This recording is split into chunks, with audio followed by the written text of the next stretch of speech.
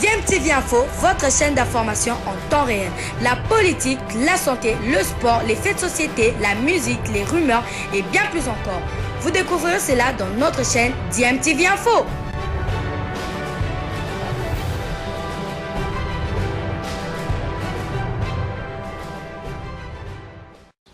Vous êtes sur DMTV, bonjour ou bonsoir, tout dépend de l'heure à laquelle vous nous suivez. Tout plaisir est pour nous de vous retrouver, mais surtout de savoir que vous êtes nombreux en train de suivre votre chaîne YouTube DMTV. DMTV qui vous propose l'actualité, mais vous propose également des analyses et des réflexions sur des sujets d'actualité, sur des faits sociaux, tout simplement des réalités que nous observons ici chez nous en République démocratique du Congo. Après la grève déclenchée par les conducteurs automobiles dans la ville-province de Kinshasa, pour la plupart des chauffeurs des taxis, des voitures, des taxibus et même des motos, communément appelées Wewa, le vice-premier ministre et ministre de l'Intérieur, Sécurité, Décentralisation et Affaires coutumières, Daniel Aselo, avait fait la ronde de la ville-province de Kinshasa, histoire de palper du doigt la réalité sur terrain. La tournée a essentiellement concerné les zones où quelques incidents ont été enregistrés à la suite justement de la grève des taximens. Le patron de la sécurité a débuté sa prospection dans la commune de Kimbanteke, constate l'intensité de la circulation comme à l'accoutumée.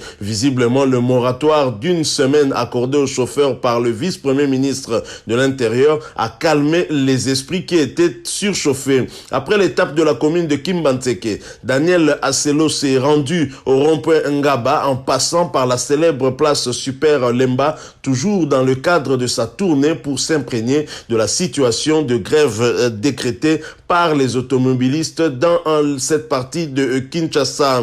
Apostrophé par la foule en liesse, exprimant un sentiment de sympathie, le vice-premier ministre, ministre de l'Intérieur Daniel Aselo Okito est descendu de son cortège pour communier avec la population, particulièrement les automobilistes venus lui exprimer sa gratitude pour cette mesure, ce moratoire d'une semaine. Aux taximens et motocyclistes, le vice-premier ministre, ministre de l'Intérieur leur a rassuré qu'ils vont circuler librement pendant 7 jours sans être inquiétés par les éléments de la police, le temps pour eux de se conformer aux lois urbaines en matière de transport. Le vice-premier ministre de l'Intérieur a bouclé sa tournée sur la place Victoire où il s'est entretenu aux quelques motocyclistes qui lui ont exprimé leurs desiderata et difficultés. Maître Aselo leur a promis d'être toujours à leur écoute.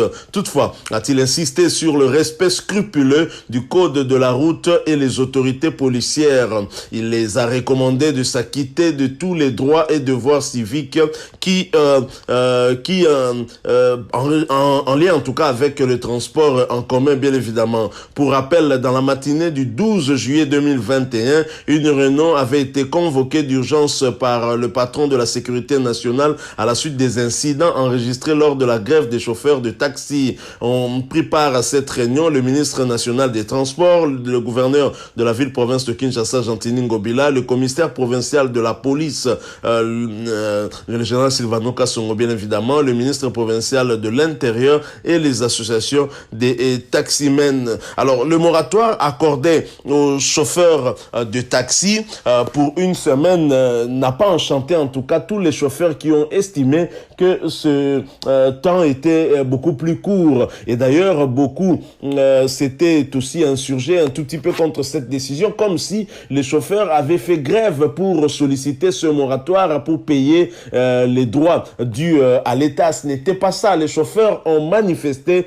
pour se plaindre justement de la tracasserie policière dans les routes. On ne sait plus qui contrôle qui. Et justement, à cette question, le ministre de l'Intérieur, le vice-premier ministre Daniel Aselo a répondu aux chauffeurs de taxi. Je dirais même que le gouvernement a reculé face juste à la menace de ces taximens. Je vous propose d'écouter le ministre de l'Intérieur, le vice-premier ministre Daniel Aselo, qui s'adressait justement à ces chauffeurs de taxi et qui a pris une décision importante qui va encore encore un peu plus rassurer ces chauffeurs-là. Et nous allons bien sûr nous retrouver pour la conclusion de ce sujet, tout en vous rappelant que vous êtes en train de suivre votre chaîne YouTube DMTV. Si vous n'êtes pas encore abonné, n'hésitez pas, abonnez-vous et n'oubliez pas d'activer la cloche de notification. Et pour cela, il suffira de cliquer sur celle que vous verrez apparaître dès que vous serez abonné, parce qu'elle vous permettra de ne plus rien manquer des prochaines vidéos que nous allons vous proposer. Suivant Maître Daniel Aselo, le vice-premier ministre de l'Intérieur, qui annonce une décision importante aux chauffeurs de taxi, ce qui va certainement apaiser la tension à long terme. Hein, et nous allons bien sûr nous retrouver tout de suite après.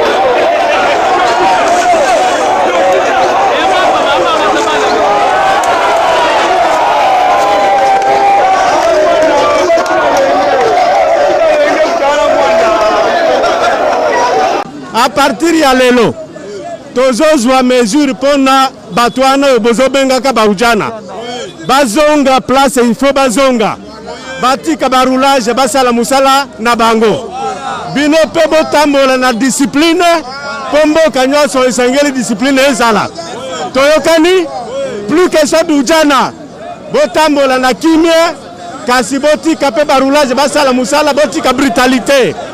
Bon s'organiser, toyokani.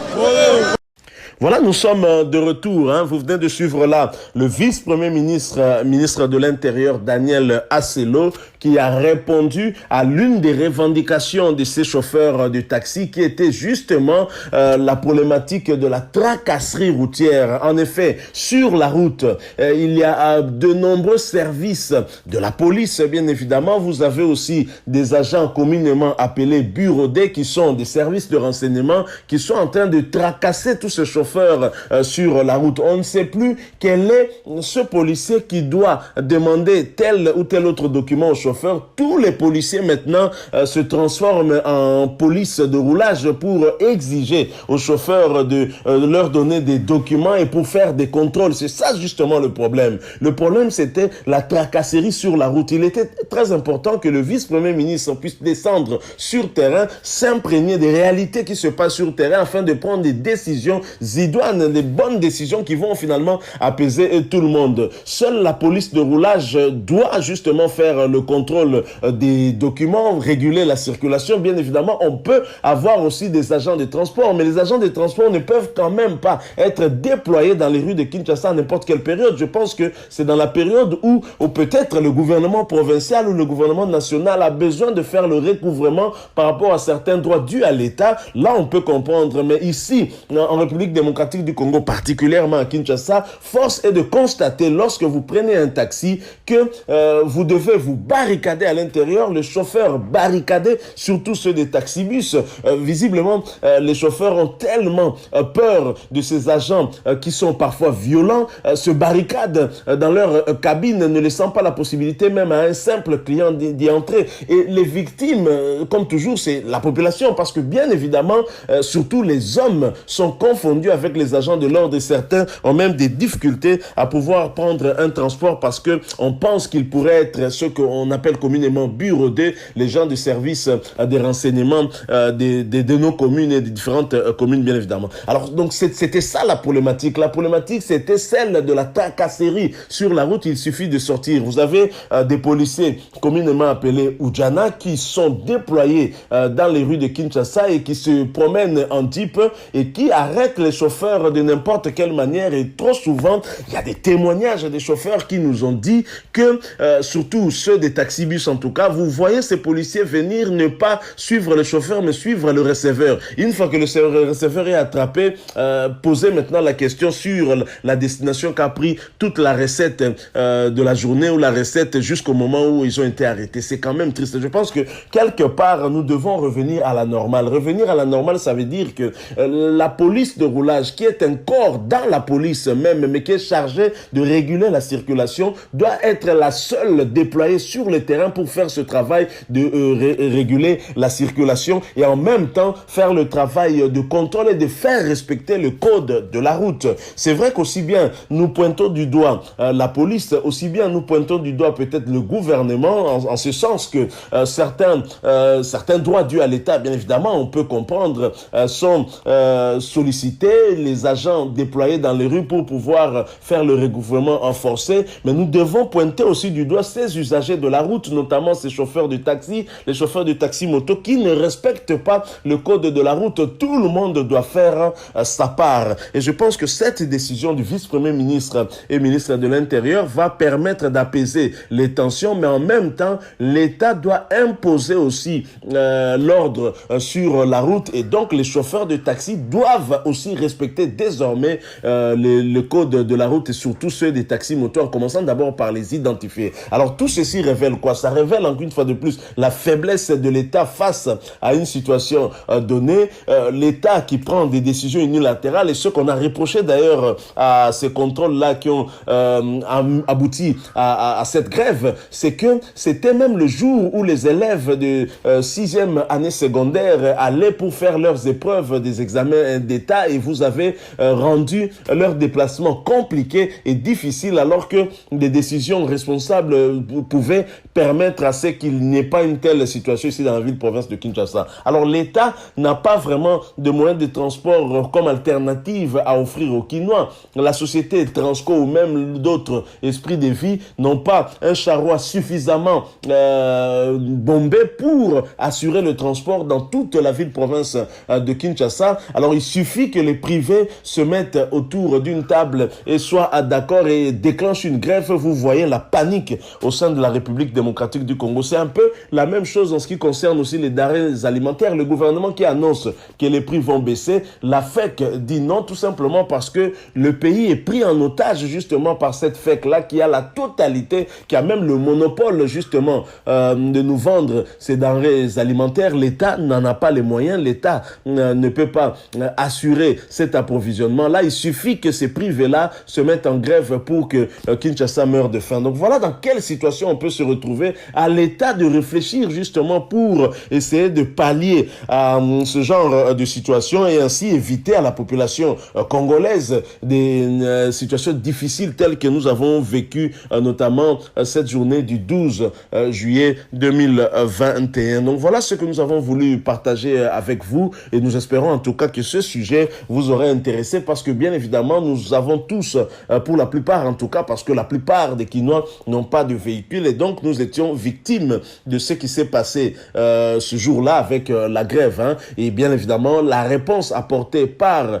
le vice-premier ministre et ministre de l'Intérieur en retirant purement et simplement cette unité de la police appelée Oudjana qui a plus fait des dégâts que la police des roulages parce qu'en fait on les avait injectés pour plus d'efficacité mais ça n'a pas été le cas. On a toujours constaté qu'à chaque fois on injecte une nouvelle unité de la police, la première semaine vous avez l'impression que le travail est bien fait, les embouteillages sont bien gérés mais juste après ils sont plongés aussi dans ce qu'on appelle en lingala et j'adore ce mot en lingala, kanyaka, donc la corruption et là donc c'est fini et le problème demeure et le problème continue malheureusement. Je crois que le vice-premier ministre le ministre de l'Intérieur qui a justement la police aussi dans sa gestion doit justement réfléchir sur la manière de rendre cette police un peu plus efficace parce que c'est un problème un peu global parce qu'un policier qui n'est pas bien payé et que vous déployez dans la rue bien évidemment va chercher de l'argent dans la rue donc c'est aussi simple